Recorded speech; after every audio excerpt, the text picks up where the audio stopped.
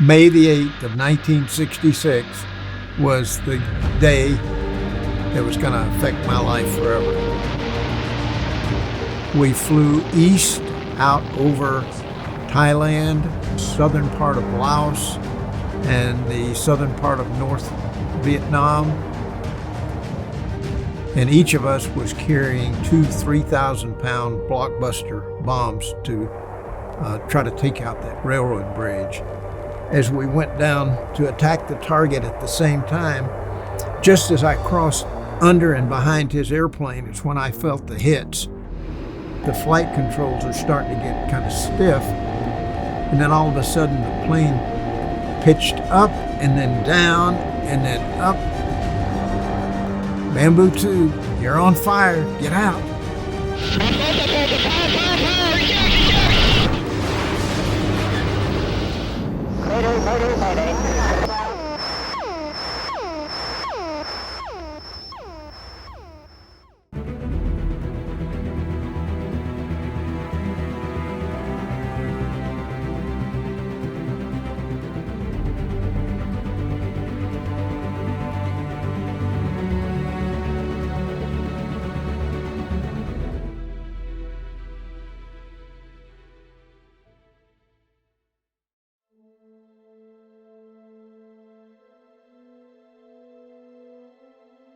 I had not been able to get off a radio call to tell the other guys that I was okay.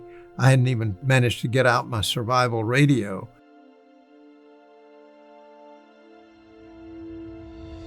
I was carrying a .38 Smith & Wesson revolver in a shoulder holster. So I took that thing out and pulled the pin on the cylinder. And I threw the pin as far as I could in one direction, took all the shells out, scattered them around, and then threw the cylinder as far as I could in another direction, because I didn't want them getting access to that weapon and being able to use it, especially being able to use it against me. And I didn't want them seeing me holding that, lest one of them take a shot at me. And it wasn't anything to fight for other than unless I wanted to commit suicide, and that wasn't in my mind at all. I just wanted to make sure that whatever incident happened, that it would happen without further injury. The young man who was the first one to see me, and he seemed fairly level-headed, he came up, he pointed at my arm, and I looked, and I had blood just flowing down my arm. Something had torn off the sleeve of my G-suit. And he points out, and it's bleeding. I've got blood all down my arm. I've got a scar. I'm not sure how this happened, but it's about 7-8 inches long maybe, and cut almost to the bone. And it was bleeding profusely. We took the remnant of the sleeve and folded it in half and then wrapped it around like a compression, or not like a tourniquet, but like a compression bandage. It kind of a humanitarian gesture. He helped me do a little first aid bandaging on this cut on the back of my arm. I'm lucky that no artery was hit. I think it was all just venous blood, but I could have been in real trouble if an artery had been cut. I might not have survived it. We walked for quite a long way. We walked probably mile or two to the first village, a semblance of a village. I stayed there until after nightfall, when some military guys in a Jeep showed up. Eventually, they got me to an army camp where they wanted to interrogate me.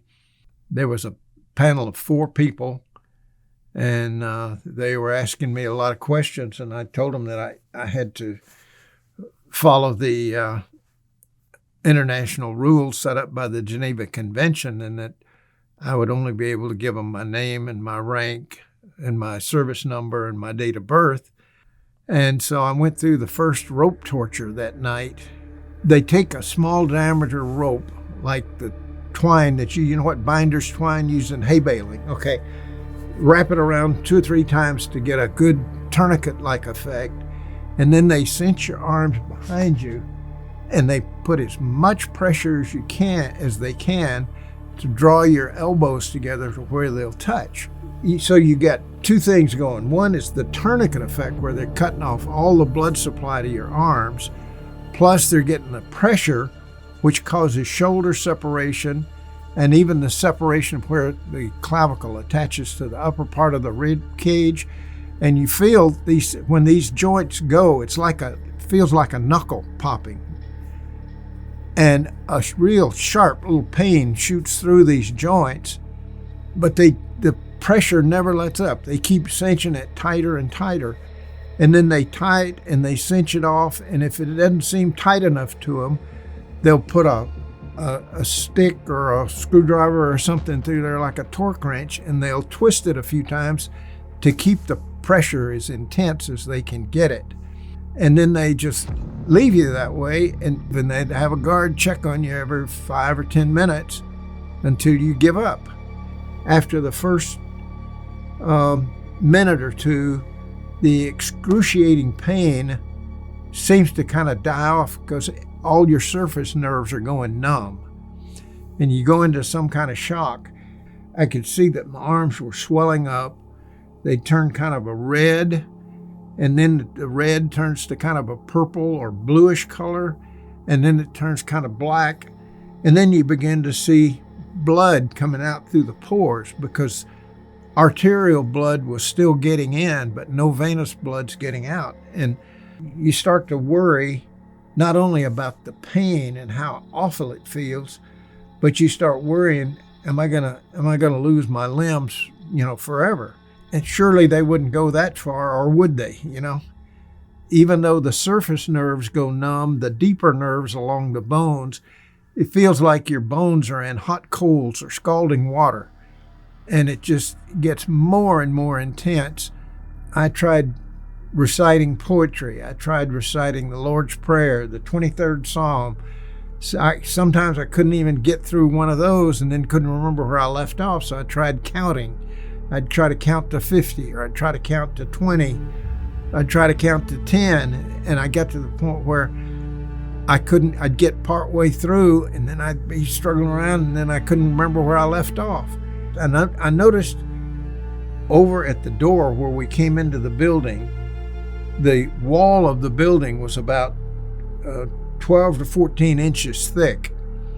And the door was on the outside, so it left an interior corner right at the corner of the front door.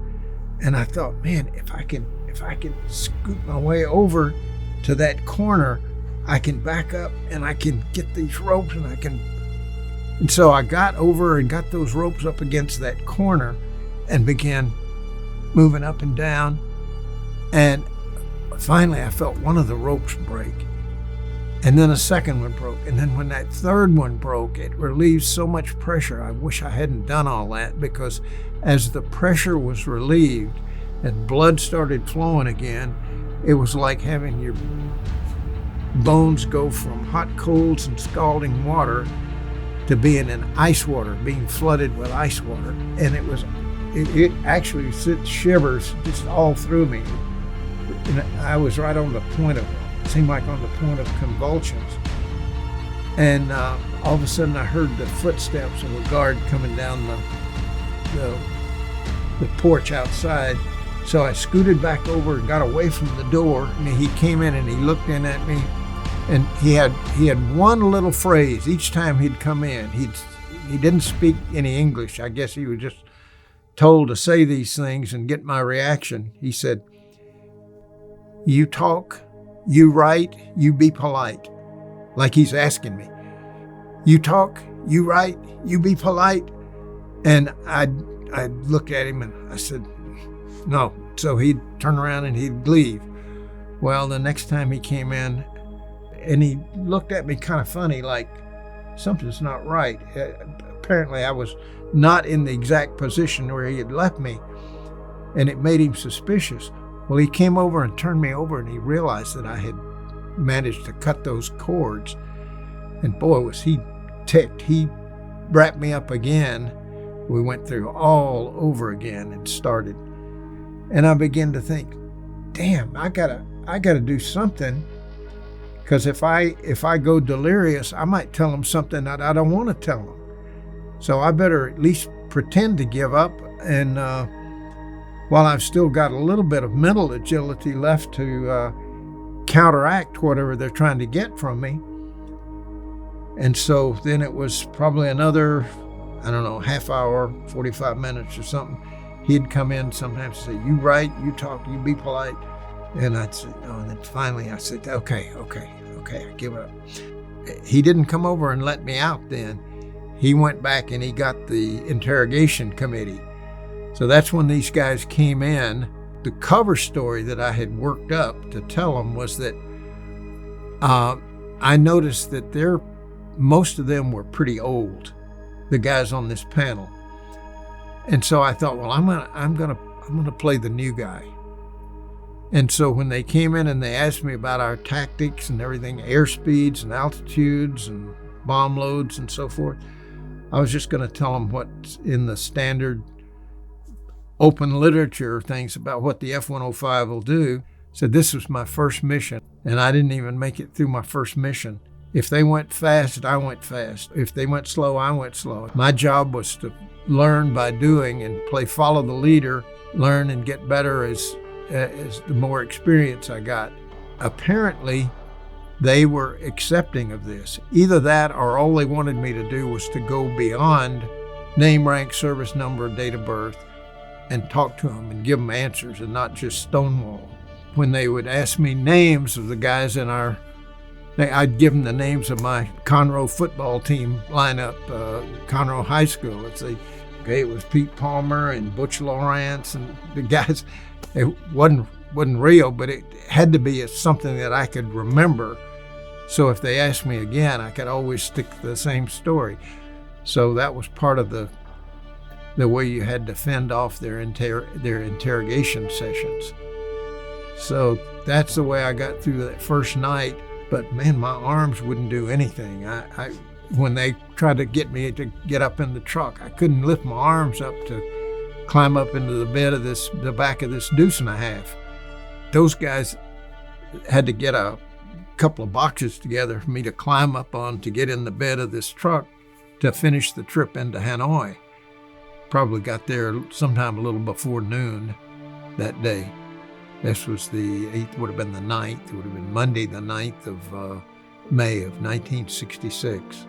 And that started my 6 years, 9 months, and 4 days in the Hanoi Gulag.